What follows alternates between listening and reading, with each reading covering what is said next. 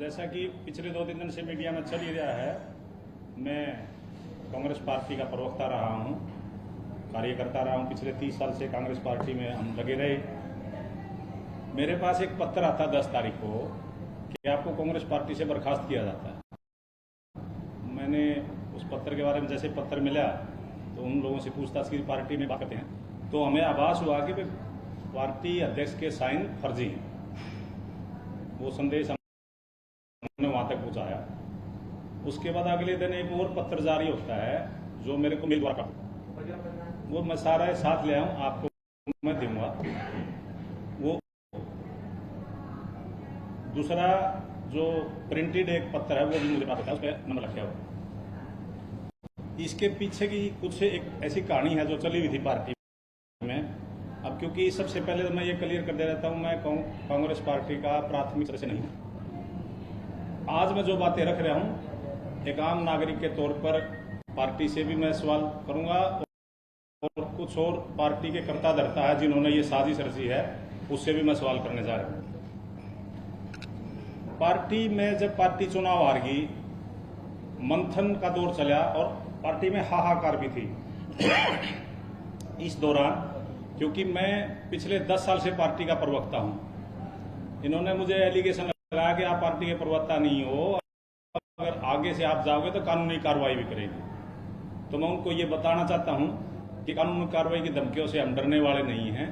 मैं पार्टी का प्रवक्ता था, पार्टी के प्रवक्ता के तौर पर मैंने अपनी बात रखी, लेकिन वो जो टेक्निकल कारण है वो पार्टी के प्रधान बताएंगे। जो चुनाव में हार के बाद नैतिक जिम्मेदारी उनको लेकर के चुनाव से इस्तीफा देना चाहिए था, उसकी बजाय वो कार्यकर्ताओं को जो 30-30 साल से लगे उनको पार्टी से बाहर निकालने का काम कर रहे। अशोक तंवर जी के टाइम में मैं पार्टी का प्रवक्ता नियुक्त हुआ। हमारी पार्टी, कांग्रेस पार्टी के संविधान में ये लिखा हुआ है कि बदला जाता है कोई भी पद। आज जो प्रधान है उसके बाद नया प्रधान बनेगा, प्रधान बदला जाएगा। अगर किसी को बर्खास्त किया जाएगा तो उसको सूचना दी जाएगी, जैसे मेरे को आज दी गई है। ये मेरे 30 साल के राजनीतिक इतिहास में, मेरे अपने राजनीतिक जीवन में ये पहला है कि मुझे बर्खास्त किया गया। अशोक तंवर जी पार्टी के अध्यक्ष रहे, उनके साथ मैं प्रवक्ता रहा। उसके बाद शैलजा जी बनी, जो प्रवक्ता थे उनके साथ, उनमें से अकेला मैं प्रवक्ता रहा। शैलजा जी ने मुझे दोबारा रिपीट किया, बाकी नए प्रवक्ताओं की नियुक्ति की। उसके बाद उदयभान जी आते हैं, वो कुछ प्रवक्ताओं की नियुक्ति करते हैं, लेकिन उनकी भाषा में संदेह था। उन्होंने ये लिखा कि भाई ये प्रवक्ता आगे से काम करेंगे, पिछले वाले के बारे में कोई जिक्र नहीं किया। उसके बाद हमने हाईकमान से गुहार लगाई तो बंसल जी ने, मैं सब रिकॉर्ड आपको दूंगा, बंसल जी ने उस पर रोक लगा दी जो उनके प्रवक्ता नियुक्त किए, यानी कि पहले वाले प्रवक्ता यूं के यूं हैं। उसके बाद फिर उदयभान जी ने जिला प्रवक्ताओं की नियुक्ति की ताकि जिले वाइज खड़े किए जाए अपने आदमी, प्रदेश प्रवक्ताओं की कम जरूरत है। उस पर ये बावरिया जी थे, इनको फिर पत्रकार फिर रोक लगा दी।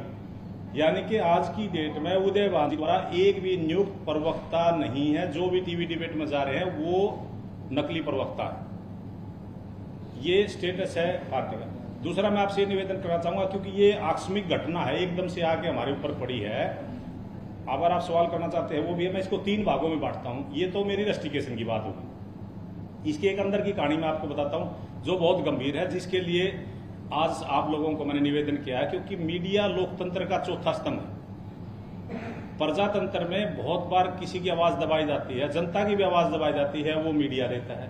आम जन के साथ भी कोई दिक्कत होती है वो मीडिया के पास आता है। मीडिया को इसीलिए लोकतंत्र का चौथा स्तंभ है, जनतंत्र का ये नियम। हम आपके पास आए हैं, आपके दरबार में भी आए।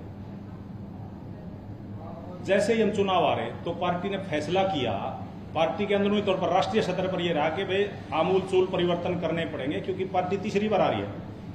एक बार हार जीत प्रजातंत्र में लगी रहती है, लेकिन तीसरी बार हारने का मतलब है कि आमूल चूल परिवर्तन करेंगे। उस परिवर्तन में हम भी भागीदार है। जब आदमी 30 साल से लगातार पार्टी का कार्य करता है तो उसको लगता है कि हम भी पार्टी की भागीदारी है। हम भी दिल्ली में हाईकमांड में लोगों से मिलते रहते थे, बातचीत हमारी चलती रहती थी। निकल के ये बात आई उस समय कि भाई CLP के लीडर नए आदमी को मौका दिया जाएगा। हमारे प्रभारी यहाँ आए, उन्होंने 2 नाम सुझाए, सब लोगों ने मिलके, अरोड़ा जी का और चंद्रमोहन जी का। किसी डिबेट में वार्तालाप के दौरान मैंने कह दिया कि भाई अरोड़ा जी पार्टी के हमारे CLP के लीडर होंगे, विपक्ष के नेता होंगे। ये पार्टी की राय है, वो तो आएगी सामने। अभी कोई CLP का लीडर तो बना नहीं।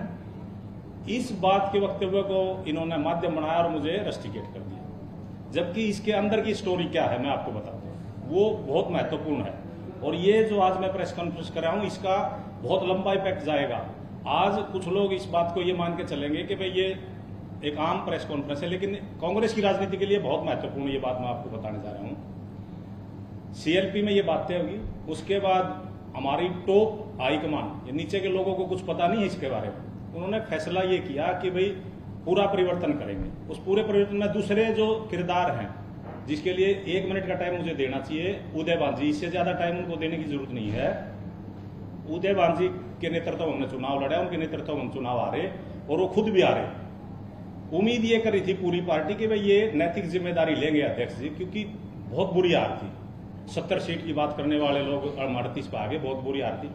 तो उन्होंने नैतिक जिम्मेदारी नहीं ली, तो पार्टी हाईकमान ने फैसला किया कि इनको सबको एक तरफ करके नए नेतृत्व को उभारेंगे। उसमें पार्टी ने 1 अध्यक्ष और 4 कार्यकारी अध्यक्ष बनाने का फैसला किया। अब मैं क्योंकि पार्टी का कार्यकर्ता मैं हूं नहीं, मैं एक नॉर्मल एक व्यक्ति की तरह बात कर रहा हूं, जो मैं कह रहा हूं आपको उस पर आपको गौर करना चाहिए। अशोक तंवर को पार्टी का अध्यक्ष बनाने का फैसला कर लिया पार्टी ने, और 4 कार्यकारी अध्यक्ष बनाए जाएंगे। एक रणदीप सिंह सुरजेवाला का बेटा, एक चिरंजीव राव, एक बालमुकुंद शर्मा और एक चौथा नाम भूपेंद्र सिंह हुड्डा से या इनके किसी इनसे मांग लिया गया। ये ताजी घटना है। ये इसी घटना के संदर्भ में ये रस्टिकेशन है मेरा। अच्छा। अब आप एक बात बताइए, पार्टी हारने का कारण या तो पार्टी अध्यक्ष जिम्मेवारी ले या चौधरी भूपेंद्र सिंह हुड्डा जिम्मेवारी ले, जिन्होंने 72 टिकट मांगे। ये आपके सूत्र बता रहे थे या आपको किसी ने बताया? मैंने आपको पहले बताया। पहले तो मैं अपनी बात पूरी कर लूं, फिर मैं आपके सवालों का जवाब दूंगा। मैं 30 साल से पार्टी का कार्य करता हूं, भले ही कार्य करता हूं, लेकिन मैंने जवानी दी है इस पार्टी को। तो जो चीज है, मैं मेरे पार्टी में मैं हूं नहीं मेंबर, मैं एक आम आदमी के नाते अपनी बात रख रहा हूं। पार्टी की जो आमूलचूल परिवर्तन करने की प्रक्रिया ये हम करेंगे। मेरा नाम मैं नहीं जानता, अशोक तंवर जी ने दिया, कुमारी शैलजा जी ने दिया, मेरा नाम एक ब्राह्मण चेहरे के रूप में दिया। आदित्य सुरजेवाला जी के बेटे मुझे उनका नाम भी अच्छी तरह पता था, उनका नाम दिया, और एक ओबीसी चेहरा चिरंजीव राव का नाम दिया। एक नाम इनकी तरफ से जाना चाहिए था। तो जब इनको ये पता लगा कि भाई सीएलपी भी आपसे चली गई, पार्टी अध्यक्ष भी आपसे चला गया, कार्यकारी अध्यक्ष भी अगर जाट नेतृत्व को देखे तो रणदीप सुरजेवाला का बेटा बन गया, ओबीसी में कैप्टन अजय का परिवार से आ गया ये बालमुकुंद शर्मा, तो वैसे हमारे काम का नहीं है। तो उन्होंने, क्योंकि जो सबसे उन्होंने सोचा, मैं खुद को सबसे मजबूत आदमी मानता हूं, उन्होंने कमजोर कड़ी सोचा कि वे बालमुकुंद शर्मा का इलाज करें ताकि रास्ते खराब हो जाए, ये सारी चीज खराब हो जाए। तो उन्होंने मेरे को उठा करके रस्टिकेट कर दिया। ये बावरिया पे डाल रहे हैं, बालमुकुंद पे डाल रहे हैं। बालमुकुंद तो एक आम कार्य करता है। एक मैंने ये बयान दिया है कि अशोक अरोड़ा बनेंगे, मैं उस पर आज भी कायम हूं। भूपेंद्र सिंह हुड्डा जी ने ही नाम दिया। भूपेंद्र सिंह हुड्डा जी के वो आदमी उनके ग्रुप से आते हैं। मैं जब तो अपने आप को संदेहास्पद उसमें मानता, मैंने संदेह गिरन दिया, मैं चंद्रमोहन का नाम देता। मैंने 20 साल उनके परिवार के साथ राजनीति की है, मैंने तो कोई चंद्रमोहन किसी का नाम नहीं लिया। जो पार्टी की लाइन थी उस पर उनका नाम आया था, मैंने नाम ले दिया। उस अनुशासन में भी अगर ये अनुशासन मानते, मुझे कारण बताओ, नोटिस दे, मैं उनका जवाब दूंगा। फिर हमारी अनुशासन समिति है, अनुशासन समिति फैसला करेगी, जो फैसला करेगी सबको माना जाएगा। जैसे मेरी बर्खास्तगी की है, मैंने तो इस 30 साल के कार्यकाल में बहुत कम ऐसी बर्खास्तगी, जो लोग पार्टी के खिलाफ चुनाव लड़ रहे थे उनके साथ भी प्रक्रिया पूरी की गई है। मेरे लिए प्रक्रिया इसीलिए नहीं किएगी क्योंकि भाई ये कभी 2-3 दिन में इसको घोषित ही कर दे, तो मैं क्योंकि कानून कार्रवाई की जो धमकी देने वाले लोगों को बताना चाहता हूं, भगवान परशुराम का मैं वंशज हूं और भगवान परशुराम को आराध्य मानता हूं। ना हम डरते हैं, ना किसी को डराते हैं।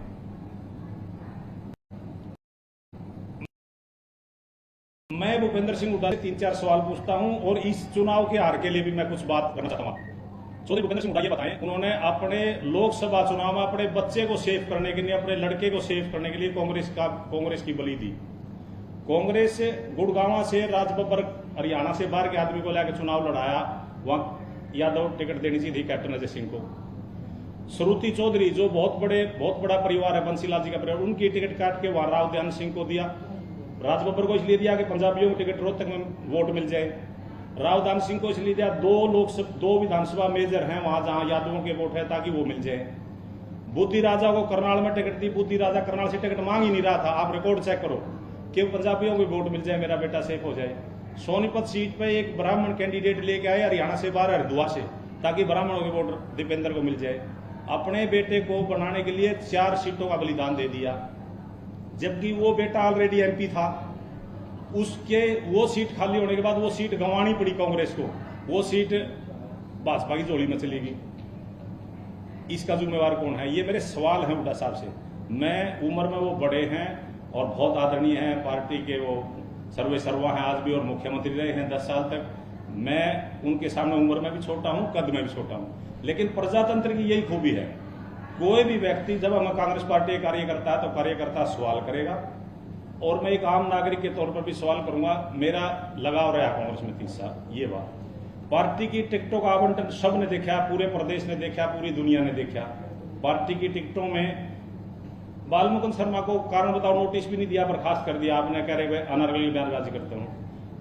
राहुल जी चाहते थे कि हमारा गठबंधन हो आम आदमी पार्टी के साथ। जयप्रकाश जो मौके का एमपी है, वहां की टिकट अनुराग डांडा मांग रहा था, उस एक टिकट के लिए जयप्रकाश ने गठबंधन नहीं होने दिया। कुमारी शैलजा बहुत वरिष्ठ नेता है, डॉक्टर अजय चौधरी की टिकट डिक्लेयर करके आई थी, जो राष्ट्रीय महासचिव है, सबसे बड़ा कद है, नंबर 2 पे आती है खड़गे जी के बाद। वहां पर उन्होंने जस्सी को टिकट दिया जानबूझ करके, उनको नीचा दिखाने के लिए। उस टिकट का इंपैक्ट हुआ, हमारी सरकार नहीं आई। इसके लिए कौन जिम्मेवार है?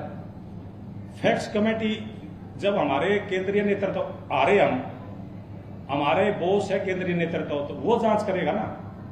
राहुल सिंह जी चाहते थे कि आम आदमी पार्टी से गठबंधन। राहुल गांधी चाहते थे गठबंधन हो, राहुल जी, लेकिन गठबंधन नहीं होने उसका कारण था कलायत सीट।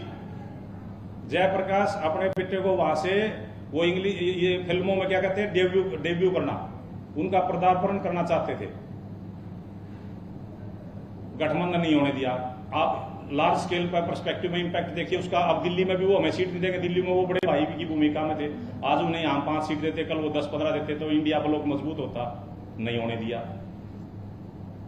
मैं एक और बहुत मेजर सवाल है, सीटिंग गेटिंग का फार्मूला लागू हुआ, हाईकमान ने कहा कि भाई सीटिंग गेटिंग नहीं, आपने सर्वे कराया, सर्वे के आधार पर 90 के 90 हल्कों से लोगों से पैसे लिए गए, पैसे इकट्ठे किए गए कि भाई आप सबको टिकट देंगे।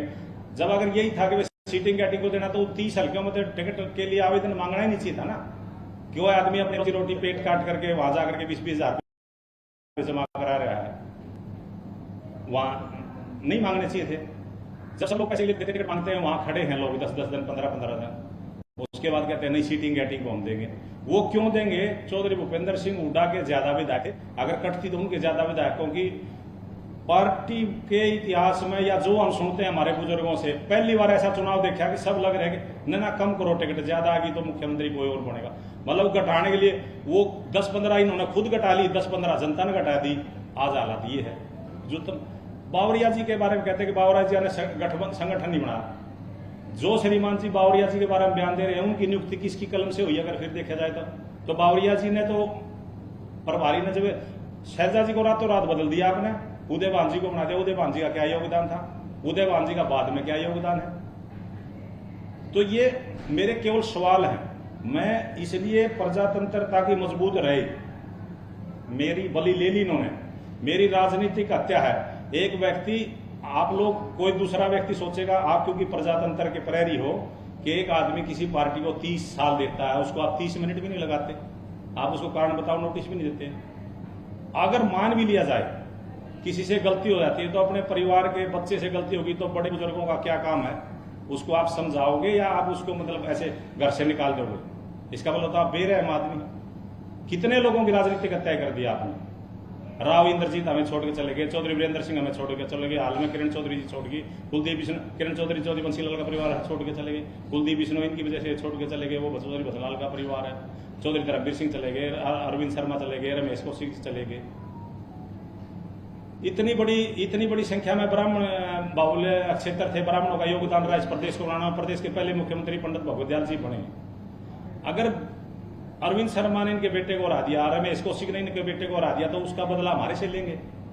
4 टिकटें दी हैं, जो जब हरियाणा बना था 15 टिकटें देते थे ब्राह्मणों को, 4 टिकटें दी हैं, 4 में से भी 1 टिकट तो ऐसी दी जिस पर 2000 वोट भी नहीं आए, 2 हमारे सीटिंग थे। 1 ही टिकट दी कुलदीप शर्मा, उसकी दे भी उसको, हराया भी उसको। टिकट बांटने वाले जो आज करता धरता थे, उदय भांजी, भूपेंद्र सिंह हुड्डा जी, क्या है मुझे बताएंगे? इस प्रदेश में 22 जिले हैं, 19 जिलों में एक भी ब्राह्मण को टिकट नहीं दी। 19 जिलों में एक भी ब्राह्मण को आप देखिए, एक सोनीपत में दी, एक झज्जर में, क्योंकि वो उनका पुराना रोहतक जला, एक ही जला, 2 फरीदाबाद में। अगर इसको आकलन के आधार पर देखें, 2 ही जिले में 4 टिकट दे दी, बाकी पूरा हरियाणा लावारी से ऊपर से लेकर के आप पंचकूला, अम्बाड़ा, यमुनानगर, कुरुक्षेत्र, कैथल, अम्बाड़ा, हिसार, सिरसा, पूरा हरियाणा, पूरा हिरवाल खाली है, किसी भी एक ब्राह्मण को टिकट नहीं दी। बस शर्त यह है कि भाई इनको लगता है ब्राह्मण आपके आगे खड़े होंगे।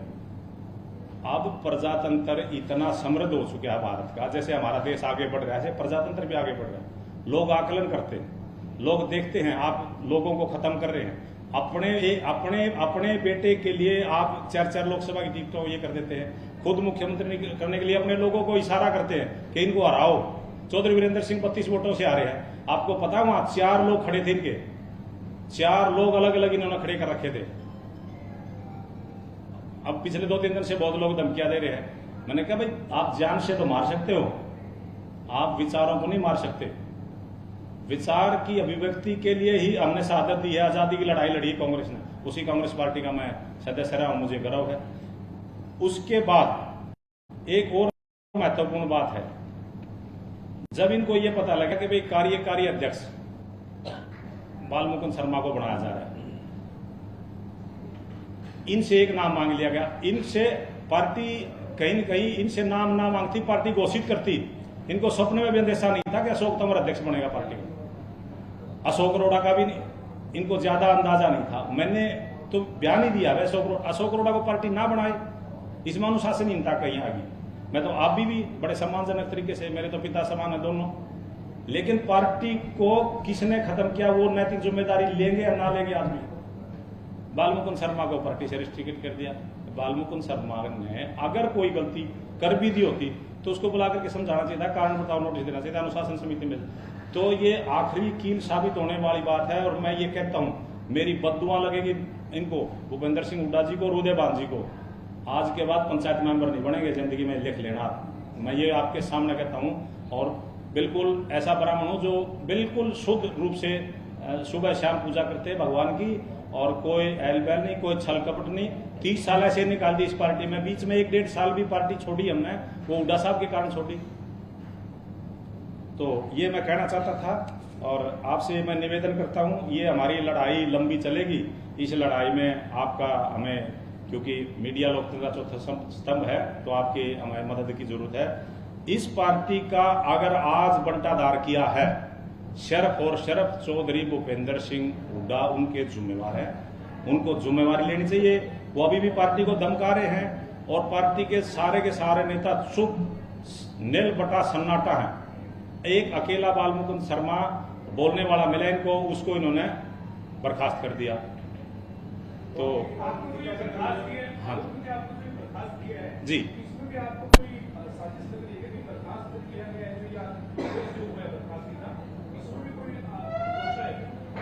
हाँ इसमें मैंने बताया, आप पवन जी शायद थे नहीं।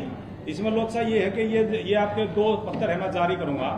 इन्होंने क्या था, जैसे मैंने आपको बताया कि पार्टी जो ऊपरी तौर पर फैसला हो रहा है, पार्टी के प्रधान या कार्यकारी अध्यक्ष वगैरह बनाएंगे, उसमें कहीं न कहीं इनको पता लगा मेरा भी नाम था, क्योंकि एक ब्राह्मण को बनाना था। पहले भी एक ब्राह्मण थे, एक ब्राह्मण की बलि तो पहले ले दी। जितेंद्र भारद्वाज हमारा भाई, हुड्डा साहब उसको टिकट देना चाहते थे, दीपेंद्र को टिकट दिया था। घर की लड़ाई में वो बलिदान ले लिया उसका, उनके बाद वो कोप भवन में बेचारे दिखाई नहीं देते। तो दूसरा मेरी बलि ले ली, ब्राह्मणों के पीछे पड़े हुए हैं। 4 सीट दी हमारे को, दूसरी पार्टी ने 11 सीट दी, 7 जीत के आए। हाँ, इसमें मैं आपको पास भेज देता हूँ, आप किसी साथी से मैं निवेदन करूंगा। या टेक्निकल इसमें ये जी, जो पहले दिन मेरे को आप लोगों के माध्यम से, मीडिया के माध्यम से फिर मेरे मोबाइल पर संदेश आया, ये उदय भांजी का, इस पे लिखा बाल मुकुंद जींद और ये दस्तक साइन थे उदय भांजी के। तो मुझे ये महसूस आया ये उदय भांजी के साइन है नहीं, अभी भी मैं कह रहा हूँ। तो मैंने उनसे ओरिजिनल कॉपी मांगी, तो उन्होंने मुझे ओरिजिनल कॉपी मुहैया नहीं कराई। उसके बाद ये कि जैसे आप तो बड़े पत्रकार हो, एक प्रिंटेड पड़े नहीं होते हैं दफ्तरों में, प्रिंटेड चीजें होती है, जैसे हम घोषणा करते हैं, कुछ भी करते हैं, वैसे आमतौर पर जर्नल रूटीन में पंपलेट बांट देते हैं। वो एक पंपलेट छपा हुआ पर्चा मेरे को दिया इन्होंने, पंपलेट छपा हुआ, तो साइन इस पे भी नहीं है, साइन इस पे भी नहीं है। तो अब मेरे को नहीं पता मैं बर्खास्त तो नहीं हूं। ये पार्टी ने मेल आई मेरे पास, जो मेल मेरे पास एक दिन बाद आती है। एक दिन पहले जो आप लोगों को जारी हुआ है, ये मीडिया में भी उन्होंने दिया, इस पे उदय भांजी के साइन नहीं है, ये जांच का विषय है। दूसरा तो अपने आप ही इसको मैं कंडम इसलिए करता हूँ, ये जो न सत्या, जैसे एक प्रिंटेड होता है हमारे पास परफॉर्मा पड़ा था, उस परफॉर्मा में लिख के और ये पार्टी का नंबर भेज दे। लेकिन मैं तो चलो इसको फिर भी जो है ना शर्माथे मानता हूँ, मैं इन्होंने बर्खास्त किया हूँ, मैं एक आम आदमी हूँ और उसके तरीके से मैं काम कर रहा हूँ और मैंने अपनी भावना व्यक्त की है, मैंने कुछ सवाल किए हैं, मैं किसी पे कोई आरोप नहीं लगाता। मेरी पार्टी राष्ट्रीय नेतृत्व, क्योंकि मैं कुछ पदों का अपने बारे में बताना चाहता हूं, मैं यूथ कांग्रेस का महासचिव रहा हूं। आज जो इन्होंने एक लाइन लिखी वो भी पड़ी होगी, प्रवक्ता नहीं है, कोई और पद भी नहीं है। मैं आपको बताना चाहता हूं एक और बहुत बड़ा मेरे पास जिम्मेवारी थी, मैं प्रचार प्रसार प्रकोष्ठ का चेयरमैन भी हूं हरियाणा प्रदेश का। इन्होंने उसका जिक्र नहीं किया, इन्होंने गोपनीय रखा चीजों को, भाई ज्यादा वो ना बने कि भाई इतना बड़ा पद था ये था। मैं प्रचार प्रसार प्रकोष्ठ का भी चेयरमैन हूं हरियाणा का, उस समय था, वो इन्होंने जिक्र नहीं किया। और कोऑर्डिनेटर रहा उत्तर प्रदेश यूथ कांग्रेस में, मेरे पास चित्रकूट मंडल था, राहुल जी के साथ मैंने काम किया, अशोक तंवर जी के साथ जब हम पूरे हरियाणा में भ्रमण कर रहे थे, जमीन पर काम कर रहे थे, जिसकी बदौलत ये 31 सीटें आई थी, वो पूरा कार्यकाल अशोक तंवर का कार्यकाल था, मैं आपको बताना चाहता हूँ। और आप तो पवन जी या जितने मेरे साथी जाते हैं, सारे वरिष्ठ पत्रकार, आप देख रहे थे किस तरीके से साइकिल यात्रा करी, पैदल यात्रा करी, तो वो 31 सीटों में से 30 में योगदान जरूर अशोक तंवर का था।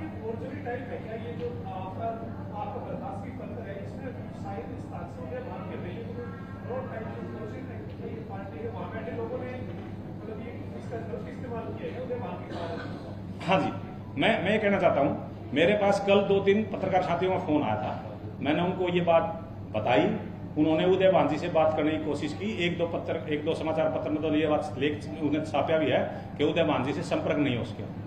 मैं तो उदय भांजी कहे कि हाँ हमने इनको बर्खास्त किया है तो शर्मा थे। आप एक प्रक्रिया की जांच जो चलती है उसका हिस्सा देखिए।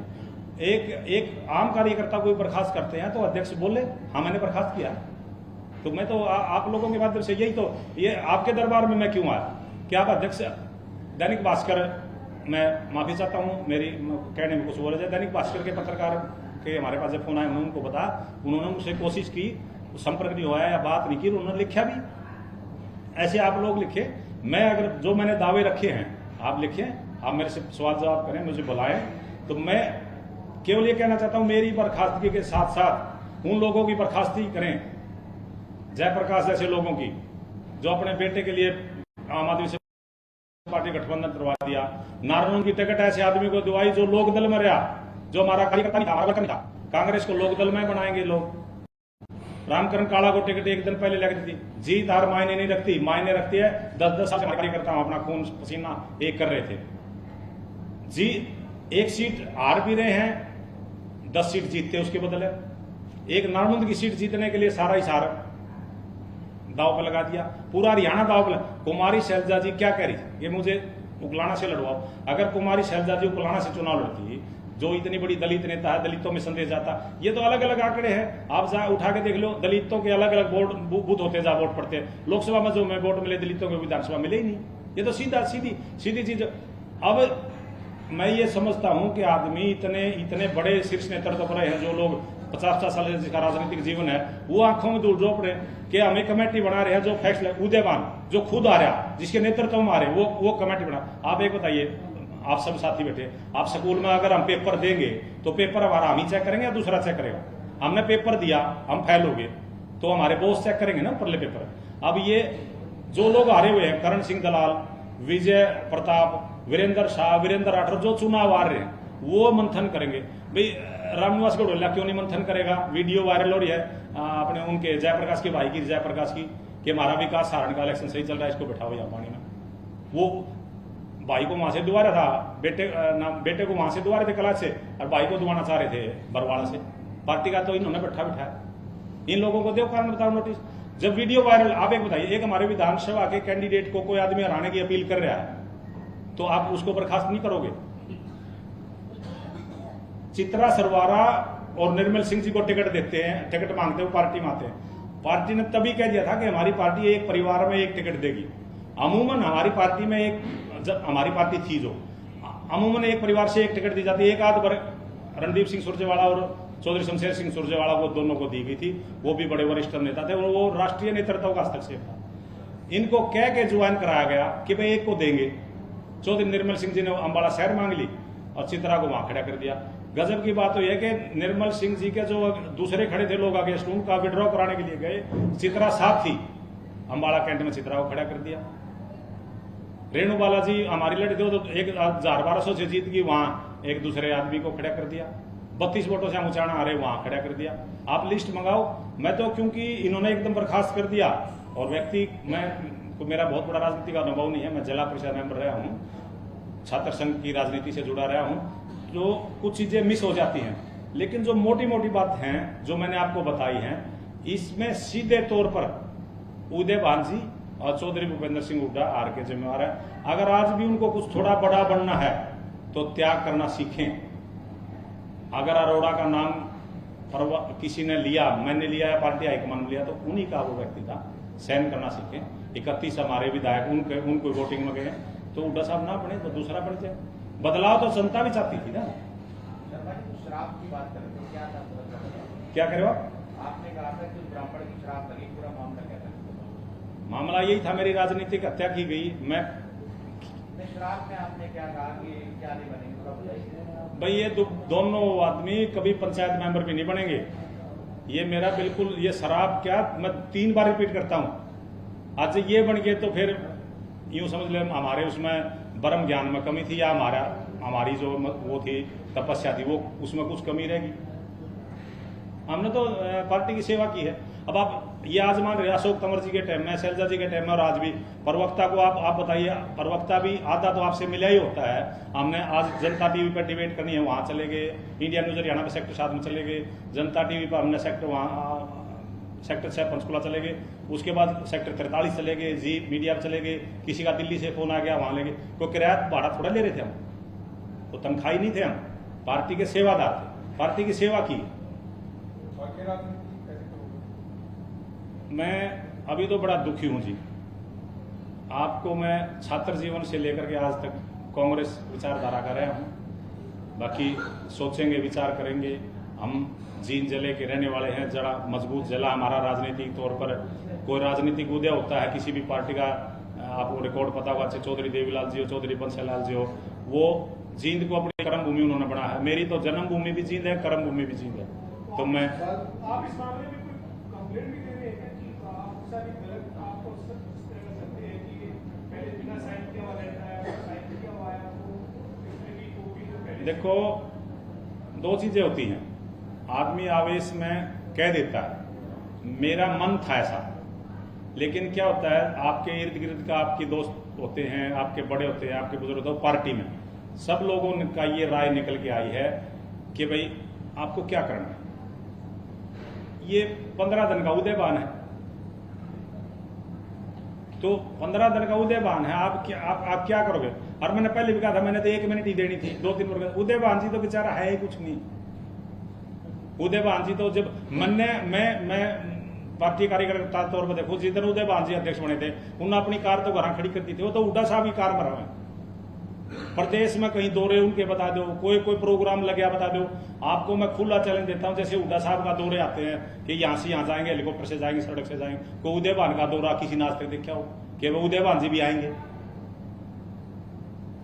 मैंने जिंदगी में ऐसा अध्यक्ष नहीं देखे। इन ते तो मौलाना जी भी थोड़े बहुत ठीक थे, बोलन में तो जैसे नहीं हर आदमी गा के मार सा सौदा हुआ है, इन ते तो मौलाना जी भी ठीक थे।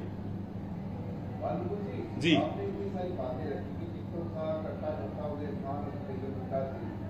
गठबंधन नहीं होने का कारण जयप्रकाश शेट्टी तो हाईकमान है, हाईकमान कोई हस्तक्षेप करता भी है या सीधा सारा का सारा दारोमदार जो है वो क्षेत्रीय नेताओं को सौंप देता? कोई हस्तक्षेप उनकी तरफ से हुआ, कोई बात कही गई? क्योंकि आपने सीधा सीधा कहा कि सब कुछ जो है वो उदय भान और भूपेंद्र हुड्डा का किया जा रहा है और जयप्रकाश शेट्टी का। राहुल गांधी यहाँ पे रैली करके गए, उनके प्रियंका भी आई, तो उनके माइंड में ऐसी कोई बातें आती भी हैं, उनके संज्ञान में कोई बातें लाई भी जाती है या फिर वो एक मूक बंदिर बन के ही काम करते हैं? देखो जी, शिशुपाल जी की 100 गलतियां माफ थी, तो ये हुड्डा साहब की 100वीं गलती है उदय भान जी की मिल मिला के मेरे को बर्खास्त किया। इससे अगले रिजल्ट आप समझ सकते हो क्या होगा। नहीं दन 100 माफ थी जी। हाँ, इसमें भी भ्रांति रह क्या है, वो एक घटा बढ़ा लेंगे आप जब ये 31-32। आप एक बात बताइए बड़ी, मैं आपको मजेदार बात बताता हूँ अंदर की बात। हमारा पिछला चुनाव था, 31 सीटें आई हमारी। भूपेंद्र सिंह हुड्डा जी अनाइड थे उस समय के मैं ये जो असंधवाड़ा गोगी चुनाव लड़ रहा था कि मैं इसके चुनाव में नहीं जाऊंगा। पार्टी के मैं ऑन रिकॉर्ड ये बात बता रहा हूं, प्रोफेसर वीरेंद्र ने उनको समझाया कि जी जाना चाहिए हमें, क्यों जब हमें उम्मीद तो थी नहीं हमारी इतनी सीटें आएंगी। तो वो उदय भान जी ने ये प्रोफेसर वीरेंद्र, मैं नाम से कोट कर रहा हूं, प्रोफेसर वीरेंद्र ने हुड्डा साहब को कहा कि आपको जाना चाहिए। हुड्डा साहब चले गए प्रचार में, वहां कुछ गांव ऐसे हुड्डा साहब के प्रभाव के हैं, क्या बोलते हैं आप उसको, बड़ा सालवन, वो जीत गए। हमारी होगी 31 से राज्यसभा का चुनाव आया। आप आंकड़े से मैं बताता हूं, अगर हमारी 30 होती तो हम राज्यसभा में नहीं जा पाते। दीपेंद्र हुड्डा राज्यसभा का, अच्छे बोएंगे ना तो अच्छे काटेंगे, फल मिलेगा। अब आप ये देख लो, पिछले 10 साल में राज्यसभा के 12 चुनाव हुए हैं, जिसमें से हम एक जीते, वो दीपेंद्र का चुनाव जीते। अगर इसमें भी इंटरेस्टिंग स्टोरी ये मेरी रहेगी बात। आर के उनका साहब क्या नाम थे वो, मैं नाम उनका थोड़ा आर के आनंद साहब पार्टी के अधिकृत उम्मीदवार थे, वहां भी जयप्रकाश जी टपक के थे, पेन बदल दिया। किसी जयप्रकाश जी के खिलाफ कोई कार्रवाई हुई? भूपेंद्र सिंह हुड्डा ने सरेआम खिलाफत करी, हाईकमान की कोई कार्रवाई नहीं हुई। ये मैं गलत कह रहा हूं, और मैं जो आंकड़े कह रहा हूं उनसे सवाल पूछ रहा हूं और मैं जो बता भी रहा हूं उन आंकड़ों के लिए मैं जिम्मेवार हूं। वो करे कानून कार्रवाई और फिर हम भी करेंगे कानून कार्रवाई। क्या नहीं हुई? आज अजय माकन जी का चुनाव आ रहे हम, बहुमत था हमारे पास, क्या कोई जांच हुई? क्या कोई कार्रवाई हुई? कौन है विपक्ष का नेता? हमारा सीएलपी का लीडर कौन है? भूपेंद्र सिंह हुड्डा जी। उन्होंने नियुक्त करना है, किसको बैठाएंगे? ये हरियाणा के इतिहास में आज पहली बार ऐसा है कि राज्यसभा में कांग्रेस का कोई व्यक्ति नहीं है। टेक्निकली चौधरी बंसीलाल के टाइम में एक बार हुआ है, नहीं तो हरियाणा जब से बने, आप रिकॉर्ड उठा के देख लेना, राज्यसभा में हमारा प्रतिनिधित्व हो रहा है पहली बार। वो भी किस लिए है? भूपेंद्र सिंह हुड्डा को लोकसभा चुनाव लड़ा है। अगर वहां लोकसभा चौधरी भूपेंद्र सिंह हुड्डा लड़ते तो हमारी राज्यसभा की सीट भी रहती और लोकसभा की भी आ जाती। जब भूपेंद्र सिंह हुड्डा, जब दीपेंद्र जीत गए, भूपेंद्र सिंह हुड्डा भी जीतेंगे। लेकिन क्योंकि इशारा ये था कि अगर मैं लोकसभा में चला गया तो फिर मेरी वह मुख्यमंत्री का क्लेम हो जाएगा। आदमी की याददाश्त दुरुस्त होनी चाहिए। 2005 में भी आप लोकसभा के थे, पार्टी हाईकमान ने आपको जब भी मुख्यमंत्री बना था। मैं कहता हूं इतने फेलियर चौधरी भूपेंद्र सिंह हुड्डा के नाम पे है, किताब लिखूंगा मैं। 2005 में हमने 67 सीटें दी चौधरी भूपेंद्र सिंह हुड्डा को, कांग्रेस पार्टी ने। 2009 आते आते 2000 आपने 40 सीटों लिया भूपेंद्र सिंह हुड्डा, 27 सीट खा गए हमारी कांग्रेस पार्टी, 27 अल्पमत में आ गया। हथकंडे अपनाने पड़े हमें, दूसरी पार्टी तोड़ी। उसके बाद बहुमत से फिर उन अगले 5 साल में 15 आ गए, 25 फिर खा गए भूपेंद्र सिंह हुड्डा।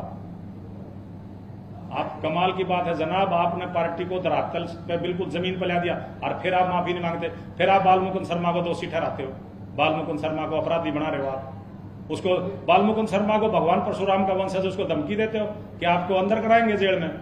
आप गोली तो मरवा सकते हो, जेल में नहीं करा सकते। कानून मेरे साथ है। एक और रहेगी मेरी बात, आपको पुरानी यादें करा देता हूं। जब तो हम लोग और आप लोग एक तरह से बच्चों की श्रेणी में आते थे। मैं तो चलो जब मेंबर था जिला परिषद का, हमारी आमदी आ गई थी 2000 में, जब चौधरी बंसीलाल ने शराबबंदी बनाई तो बीजेपी ने समर्थन वापिस ले लिया। श्रीमान भूपेंद्र सिंह हुड्डा पार्टी के अध्यक्ष थे, उन्होंने कांग्रेस हाईकमान के खिलाफ जाकर के 1-1.5 महीने के लिए बंसीलाल जी को समर्थन दे दिया। उसका खामियाजा हमें ये भुगतना पड़ा हमारी, हम नीचे, क्योंकि डूबते के साथ लगोगे। एक आदमी डूब रहा है, उसके बिल्कुल जब वो डूब लेगा आप भी डूबोगे, हम भी डूब गए। और चौटाला साहब की सरकार में नहीं तो चौटाला साहब तो जेबे निपट लेंगे। तो चौटाला साहब को सांस दी उन्होंने, 5 साल वो गए हमारे। चौधरी भजनलाल एक ऐसी शख्सियत जो आज इस दुनिया में नहीं है, लेकिन उनके नेतृत्व में इस हरियाणा में 67 सीटें आई जो आगे भी नहीं आएंगी, मैं दावा करता हूं। और रिकॉर्ड बनाया उन्होंने। उनको हटा करके पार्टी ने उनको नजरअंदाज करके इनको बनाई, तो एमएलए नहीं थे तो अब भी बढ़ सकते थे। हमारी एक सीट खराब करी और बहुत सी चीजें हैं, मुझे याद भी होगी, मैं तो बच्चा हूं राजनीति में। लेकिन मैं ये कहना चाहता हूं, मेरा जी दुखी है। अब आप पूछिए। आपका जी दुखी है, बहुत सारी बातें, कैसी सारी बातें मेल में राहुल गांधी को दी जा सकती है। अब मैं राहुल गांधी जी की बता देता हूं। राहुल गांधी जी एक ऐसे नेता हैं इस पूरे वर्ल्ड में, संसार में, या मान के चलना, वो एक्शन अगर लेंगे, उनके दिमाग में आया तो लेंगे। अशोक तंवर इस कांग्रेस पार्टी का अध्यक्ष है आने वाला, ये फैसला राहुल गांधी का है। मैं उस पार्टी में नहीं, मेरा कोई पार्टी से लेना देना नहीं। लेकिन उन्होंने सोचा ये जो G23 वाले घूम रहे ना इधर उधर, आधे तो सांस की बीमारी हो रही है और आधे निपटा दिए राहुल गांधी जी ने। राहुल गांधी ने मन में सोचा है तो ये अपने सब लोग काम पर लग रहे हैं, और कोई खेती बाड़ी कर रहा है, कोई अपना जमीन जायदाद का काम कर रहा है, कोई नहीं। राहुल गांधी ने कराया काम, ऐसी बात नहीं है। राहुल गांधी जमीन पर काम करता है, मैंने उनके साथ काम किया। लेकिन ये होता है, दूरियां ज्यादा होती हैं। जैसे पार्टी संगठन में हमने बहुत साल काम किया है, बात पहुंचते पहुंचते जनाब 6 महीने लग जाते हैं। एक पुल है जैसे ये जो प्रभारी का है, हाँ ये बात बिल्कुल ठीक है, प्रभारी की कुछ मिसमैनेजमेंट रही है। प्रभारी जाके दाखिल हो गए, पता नहीं बीमार थे भी नहीं थे, बावरिया जी बीमार थे नहीं थे, ये भी एक जांच का विषय है। जांच करा रहे हैं बाल मुकुंद शर्मा के, वे क्या बोला क्या नहीं बोला। मैं तो प्रवक्ता ना भी होता तो कार्यकर्ता के तौर पे भी अपनी बात रख सकता हूं, तो कराएं जांच। उदय भानसी खुद की जांच कर ले। अरे आप हरियाणा का नेतृत्व कर रहे हो और उस पार्टी अगर जिसकी 70 सीटें और आप चुनाव हारने लग रहे हो, और आप यूं तक नहीं कहते जी मेरी नैतिक जिम्मेदारी है। 20-20 हजार वोट है ब्राह्मणों की वहां, जहां उदय भानसी लड़ते हैं, हुड्डा साहब लड़ते हैं, इनको जवाब देना पड़ेगा। राजनीतिक हत्या मैं फिर कह रहा हूं, 30 साल तक जिस आदमी ने दिन देखा नहीं रात देखा नहीं, पार्टी के लिए काम कराया है, और आप उसके एक ब्राह्मण की राजनीतिक हत्या कर रहे हो, आपको इसका जवाब नहीं देना पड़ेगा। ये अरविंद शर्मा जी ने और रमेश कौशिक जी ने भी दिखाया था आपको पिछले चुनाव में, फिर भूल गया। कोई बात नहीं, हम यही हैं, जिंदा जागता रहे तो सामना होता रहेगा। आएंगे, मिलेंगे। धन्यवाद, नमस्कार। ये मैं आपको मेल भी करवा दूंगा सोचिएगी, और कुछ मेरे पास ये डॉक्यूमेंट्स है, अगर आप लेना चाहें ले सकते हैं। और चाय नाश्ता लेकर के अपना जाएं आप लोग।